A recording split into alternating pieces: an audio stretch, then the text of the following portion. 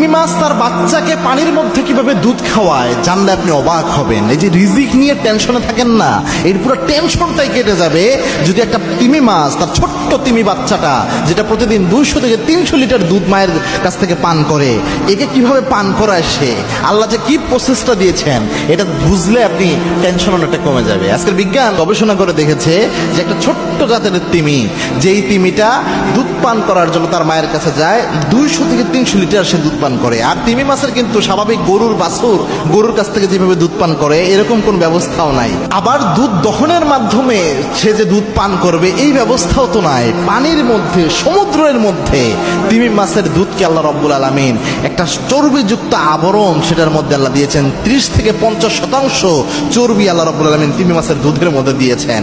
এই দুধটা যখন তিমি মাছের বাচ্চার প্রয়োজন হয় যে দুধ পান করবে, সে যে তিমি মাছের যে জায়গায় দুধ থাকে ওই জায়গায় যে হা করে ছোট তিমি বাচ্চা, তখন মা তিমি সহজে প্রেসার ক্রিয়েট করে দুধগুলো একসাথে ছেড়ে দেয়। আর এই চর্বিযুক্ত 30 থেকে 50% চর্বিযুক্ত এই দুধগুলা যখন পানির মধ্যে আসে সমুদ্রের পানির সাথে মিশে যায় না, কেননা এখানে একটা আবরণ তৈরি হয়।